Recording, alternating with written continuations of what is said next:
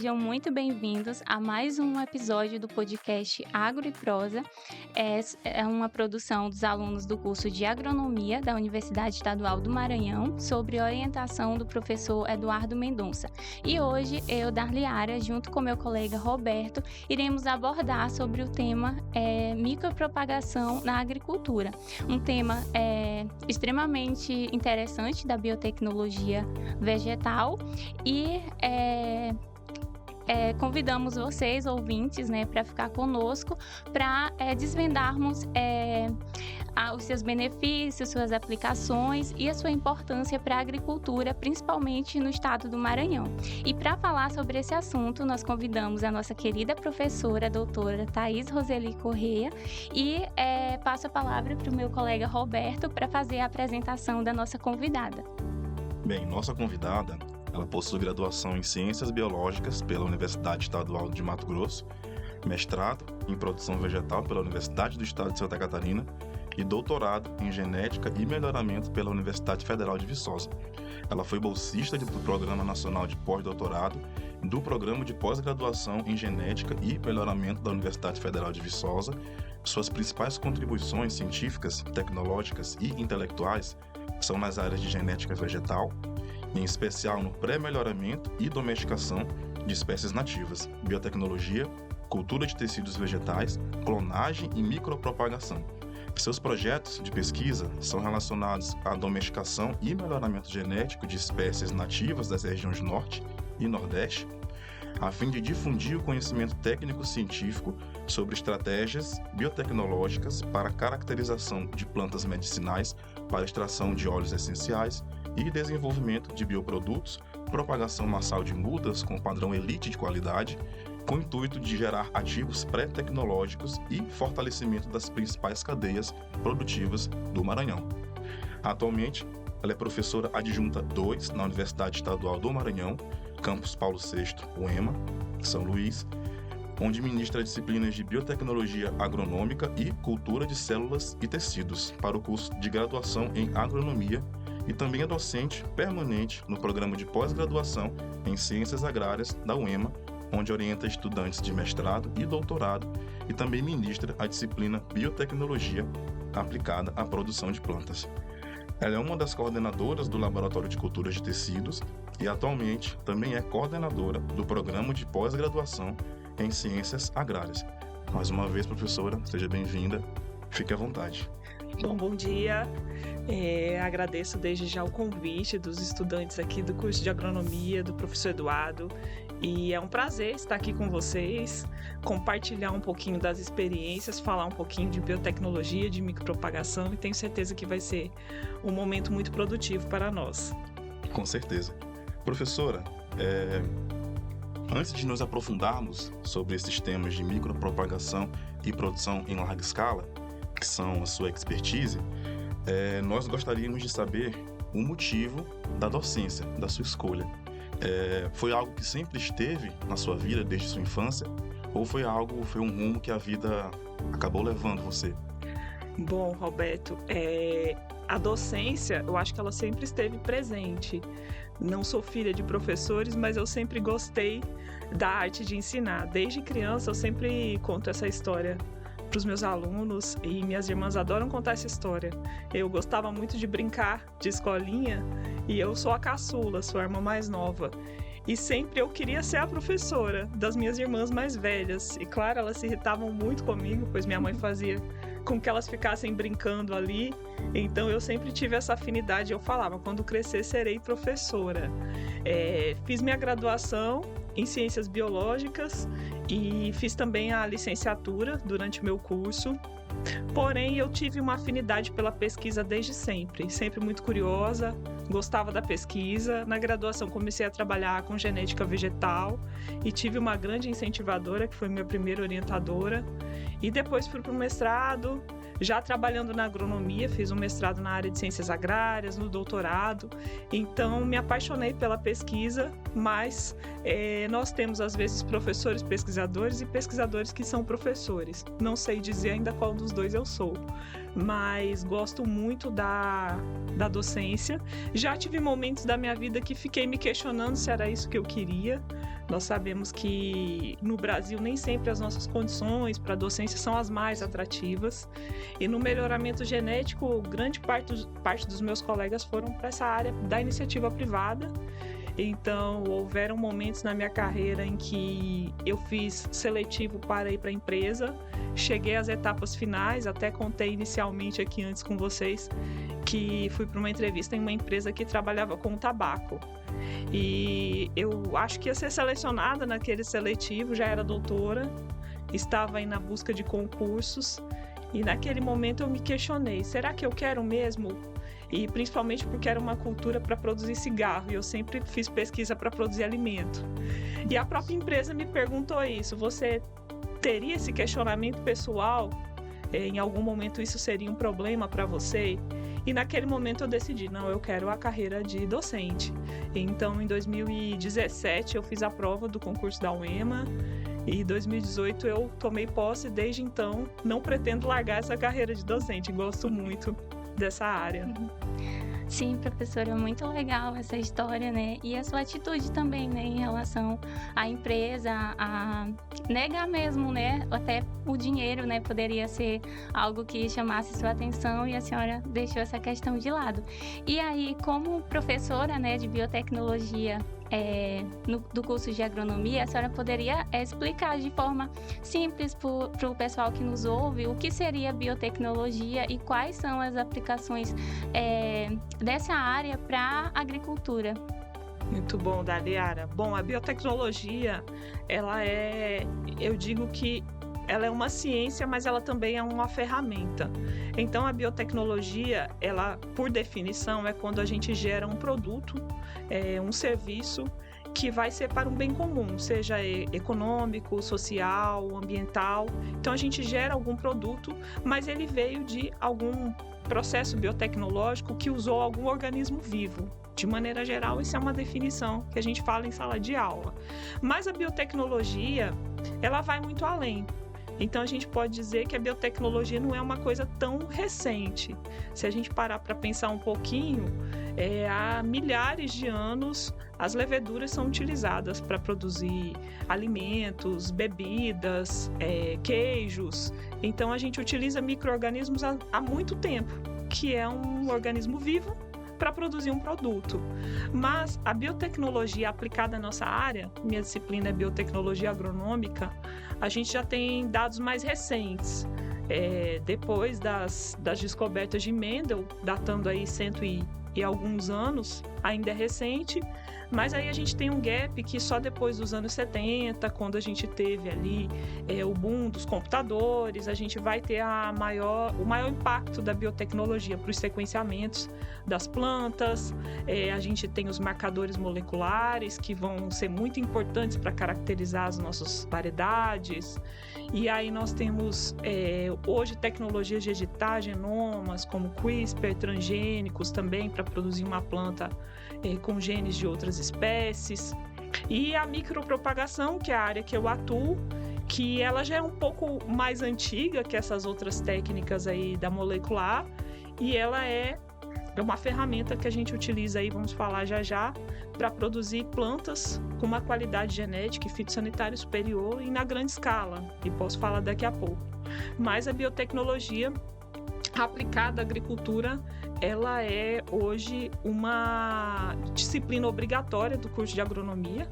Até uns 10 anos atrás ela era uma disciplina optativa, então isso demonstra o quanto ela ganha um protagonismo nos últimos anos. Eu sempre falo para os meus alunos, não tem como a gente dizer que a biotecnologia que eu ensino para vocês hoje vai ser a mesma daqui 5 anos. Vocês vão ter que estar sempre lendo, porque tecnologias novas vão surgir. Né? Então ela é uma área que muda a todo tempo, coisas novas surgem, e ela é muito participativa da agricultura. Hoje a gente tem uma agricultura de ponta, porque nós também temos ferramentas biotecnológicas presentes aí na nossa área. Certo, interessante, professora. Já pegando o gancho da micropropagação, essa pode ser uma pergunta que nossos ouvintes e nossos telespectadores podem estar se fazendo agora. O que significa mais profundamente qual é o conceito de micropropagação? Bom, a micropropagação ela é um conjunto de técnicas em que nós utilizamos fragmentos das nossas plantas, que a gente denomina de explant, e em condições assépticas, em condições de laboratório, a gente busca propagar essas plantas, multiplicar essas plantas em grande escala. Então, dentro da micropropagação, nós temos as técnicas de embriogênese somática, em que a gente volta ao estágio embrionário dessa planta, e temos também outras técnicas de organogênese, em que a gente consegue multiplicar na grande escala. A micropropagação em si, aparentemente, eu tenho até um slide que eu mostro em aula que ela parece uma receita de bolo, mas não é. A gente às vezes acha que eu vou pegar uma planta e multiplicar ela em grande escala.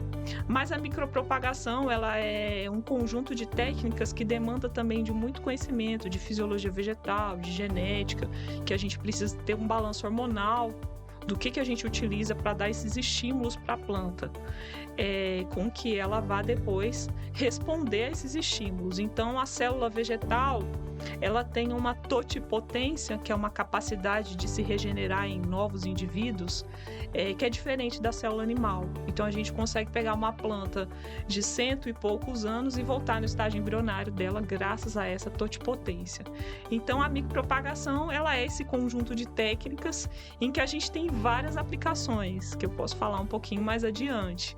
A gente pode ir desde uma limpeza clonal até, de fato, uma propagação comercial em grande escala de materiais genéticos muito importantes, muito valiosos.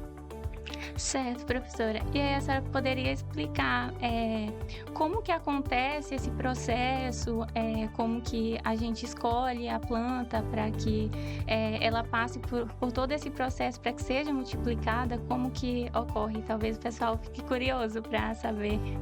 Bom, Daliara, a primeira etapa da micropropagação ela é a seleção da nossa planta matriz.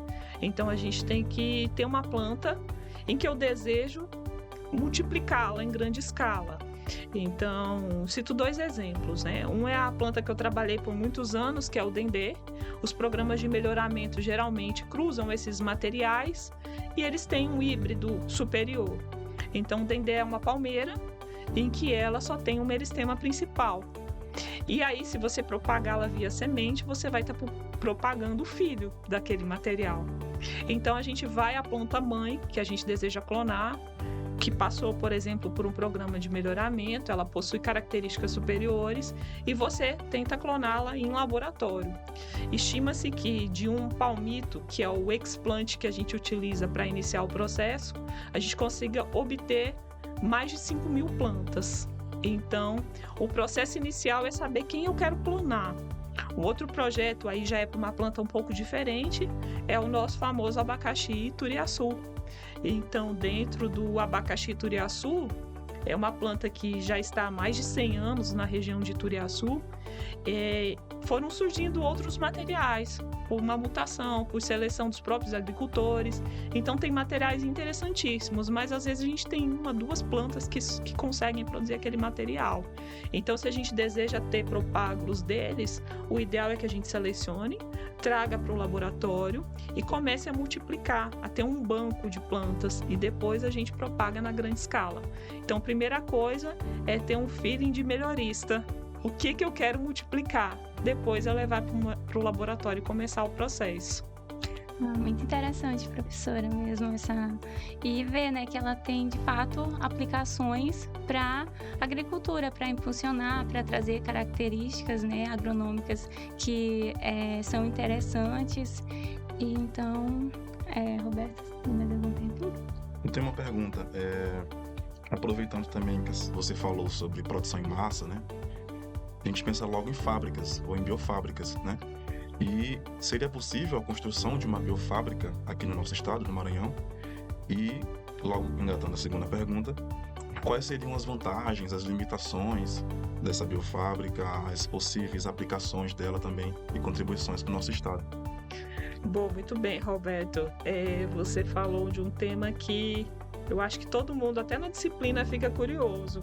para onde nós vamos. Eu citei aqui o exemplo do abacaxi Turiaçu e vou continuar como exemplo porque hoje é um dos projetos que nós temos aí apoiado pelo Porto do Itaqui, que é para impulsionar essa cadeia produtiva. Bom, biofábrica, para quem ainda não é familiarizado com o nome, é um laboratório de cultura de tecidos, só que comercial. Então é a mesma coisa que nós fazemos aqui na UEMA, só que nós temos o foco na pesquisa. E uma biofábrica é um laboratório comercial que vai produzir na grande escala. E hoje no Brasil nós temos algumas biofábricas, aqui no Maranhão nós não temos ainda nenhuma, mas na região de Olambra, por exemplo, já existem algumas biofábricas que trabalham para a produção de orquídeas na escala comercial, existem também laboratórios que produzem a banana na escala comercial, ou a própria abacaxi. Então, se existe lá, por que não existir aqui? E quais seriam as limitações, né? Quando a gente fala de abacaxi, por exemplo, o abacaxi de Turiaçu, a gente sabe que é uma maravilha, mas ele é um abacaxi muito conhecido regionalmente aqui, né? A gente ainda tem essa limitação, tivemos um dia de campo recente, então as tecnologias elas precisam avançar um pouco. E aí um dos gargalos é a gente ter a produção de mudas de uma maneira uniforme. E a biofábrica ela conseguiria produzir aquelas mudas na grande escala e de uma maneira uniforme.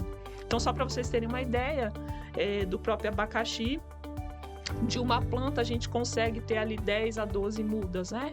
Se a gente multiplicar isso aí por ano, digamos que em 7 anos a gente tem aí 70 mudas de uma planta única que veio lá do passado. Em uma planta de cultura de tecidos, no sistema de propagação, nós temos equipamentos chamados bioreatores, em que a gente faz o processo de propagação em meio líquido. Em 8 meses a gente tem 160 mil plantas. Então a grande vantagem da propagação por cultura de tecidos, por tecnologias como os bioreatores, é que a gente consegue produzir numa escala infinitamente maior que na agricultura convencional a gente não conseguiria. Mas ainda que aquelas plantas são muito mais uniformes, consequentemente a produtividade é maior. Então é uma tecnologia de ponta, que as biofábricas já conseguem fazer isso. No caso da banana, a banana tem uma doença chamada cigatoca negra. Vocês já devem ter estudado isso em outras disciplinas. E uma maneira da gente tentar produzir plantas limpas é produzi-las em laboratório. Então, muitas empresas ou produtores têm seu próprio laboratóriozinho que produz as plantas ali para cobrir a sua própria plantação. Então, o Roberto perguntou, é possível, professora? Com certeza, é possível. Mas é claro que acho que uma grande limitação é que a gente não tinha mão de obra especializada. E hoje a gente já forma mão de obra. E eu acho que quando biofábricas vierem a se instalar, ou as próprias cooperativas vierem a se organizar e pensar em ter um laboratório comercial, hoje a gente já tem pessoas daqui que são altamente capacitadas para trabalharem nessa área. Eu diria que o maior gargalo nem é só o investimento financeiro, é um investimento alto, mas nada se compara a um laboratório de biologia molecular, por exemplo. É a limitação da mão de obra especializada, que a pessoa precisa passar por um treinamento.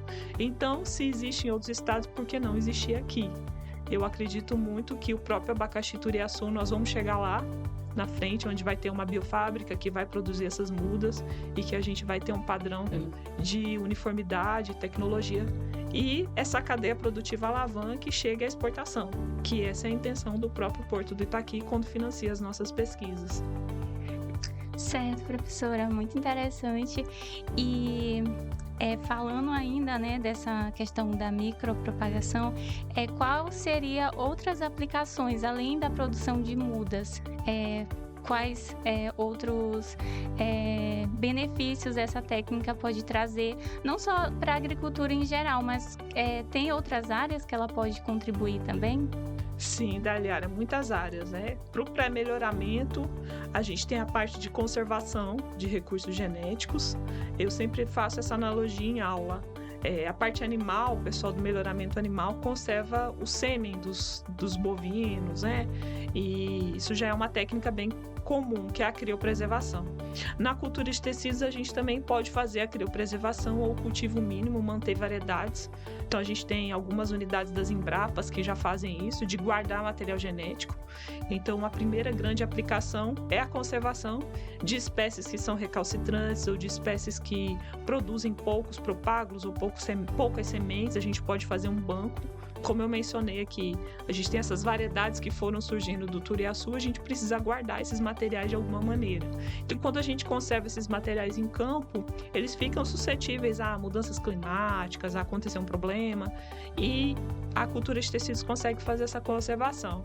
E aí nós temos também a própria limpeza clonal, que é um grande gargalo, que a gente tem vírus que atacam algumas plantas. A gente sabe que vírus é bem difícil controlar, então a mandioca, a manga são espécies que têm problemas de vírus, e aí esses materiais eles são limpos com um microscópio dentro do câmara de fluxo laminar, retirado só o pedacinho que não está infectado e propagado novamente. Então a limpeza clonal é uma outra aplicação. Tem a microenxertia, que é muito semelhante à enxertia que é feita em campo, mas ela é toda feita em laboratório também para unir dois materiais interessantes. Aí a gente tem fusão de protoplastos, que já é uma técnica um pouco mais avançada, em que a gente remove parede celular e cruza dois materiais in vitro. São várias, eu poderia passar o dia aqui falando, a gente tem uma disciplina só para isso, mas no geral, lá no nosso laboratório hoje, a gente também tem uma linha muito interessante que não é só para agronomia, não é só para nossa área de agricultura, que é a área de metabólitos secundários. A gente sabe que existem algumas plantas que produzem alguns metabólitos, que são esses metabólitos, né? São compostos que podem ser um remédio, um medicamento, que pode ser um repelente, que pode ser uma coisa para a indústria de perfumaria, de cosmético. E aí a gente consegue, in vitro, dar um estresse para essa planta e estimular essa produção de metabólitos secundários. Então, eu cito como exemplo, a gente já tem trabalhos hoje desenvolvidos, como a melosa, que é uma planta que foi recentemente descoberta aqui no Maranhão, e essa planta produz um composto que atua como repelente ao Aedes aegypti. O pessoal da química já fez esse trabalho e a gente tem testado, ver como a melosa se comporta em condições de estresse e como ela produz esses metabólitos. Então, é uma outra área que a gente gosta bastante, que é tentar entender como essas plantas produzem esses metabólitos. Ok, professora. E já aproveitando que a senhora mencionou o laboratório, né? Nós vimos no seu currículo que a senhora é uma das coordenadoras, então gostaria que a senhora falasse um pouco sobre o Laboratório de Cultura de Tecidos, como surgiu, quais são as principais pesquisas, né, que são desenvolvidas lá e comentasse mesmo, né, como que ocorreu todo esse processo de construção do laboratório. Muito bem, Daliara. Bom, esse laboratório foi um presente que eu ganhei, né? Nesse sentido, e sempre menciono isso. Geralmente, quando a gente passa num concurso, a gente começa do zero a nossa linha, a nossa pesquisa.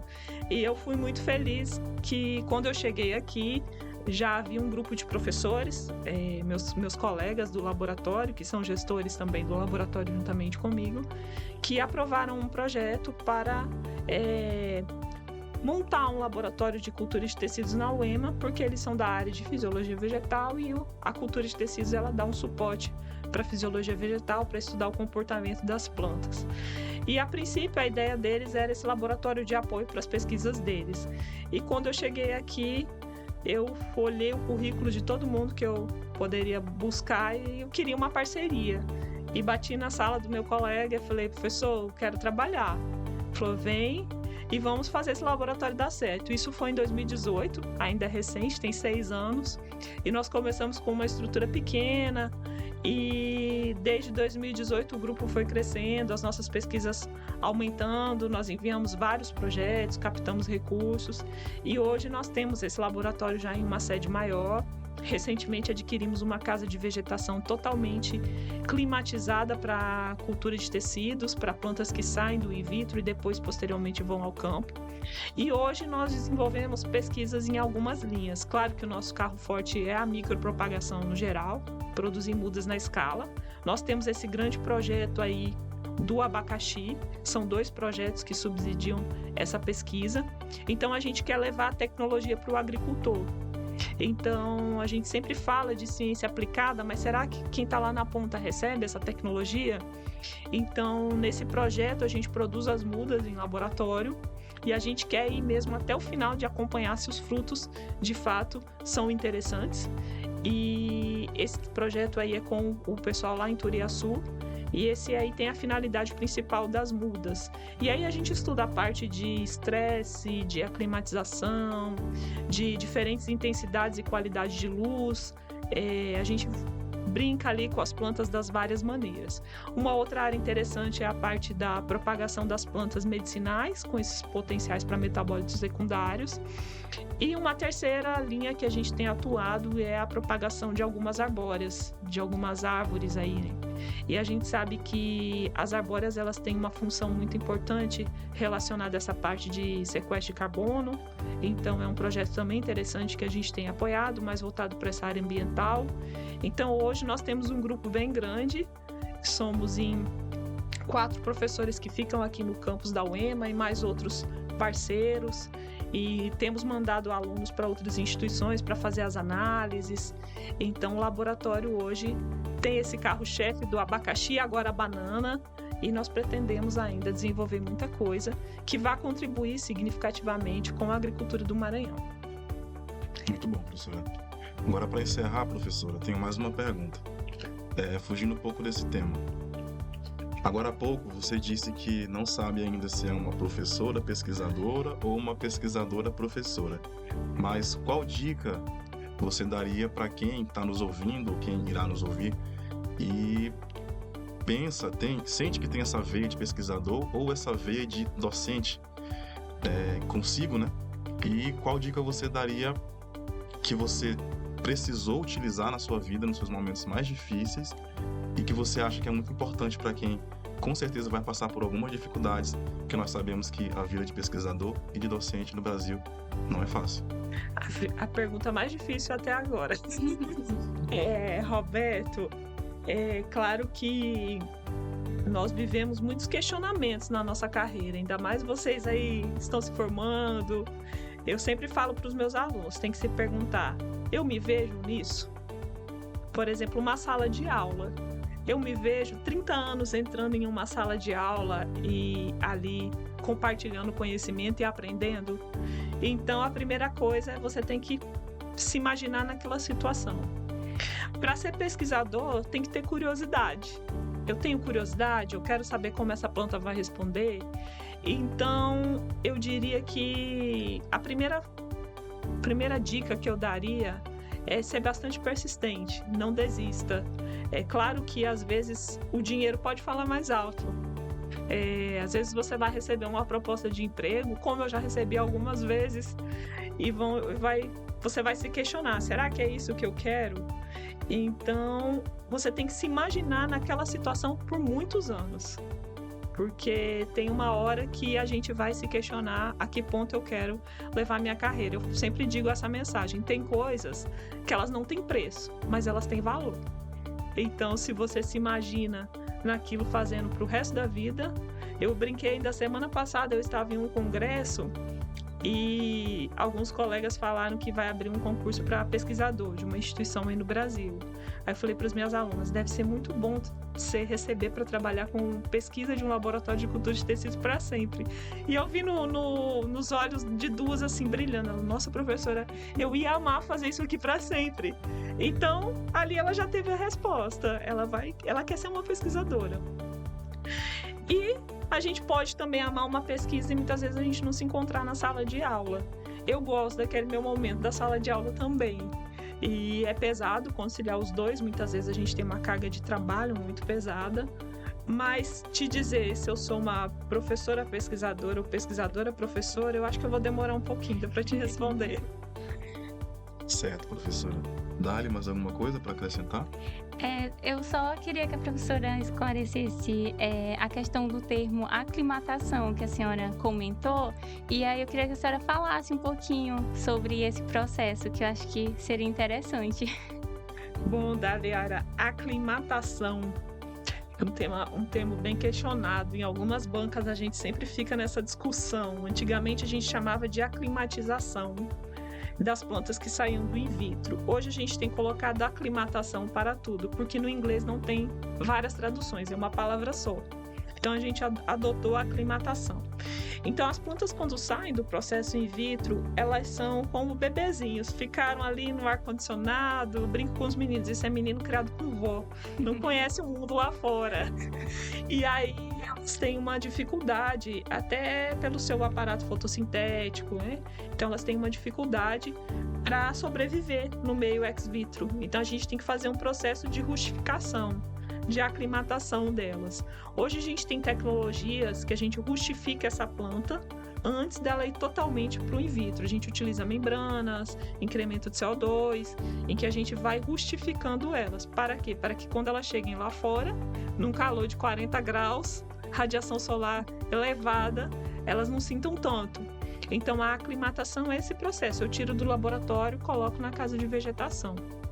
Eu não posso levar diretamente para o campo, porque elas vão sentir. Mas a gente rustifica elas antes em casa de vegetação e depois a gente leva para o campo. Muito obrigada, professora, pelo conhecimento passado, né? E acho que eu particularmente não tenho mais nenhuma pergunta. Não sei se o Roberto tem alguma pergunta. Eu que agradeço e desejo muito sucesso para vocês. Não sei se serão professores, pesquisadores, assistentes técnicos, extensionistas, mas tenho certeza que serão bons profissionais. E para todos aí que vão nos ouvir, para os nossos alunos, a dica é: sempre busquem o conhecimento e vão um pouco além. A própria biotecnologia, você não pode só ficar naquilo que você aprendeu em aula.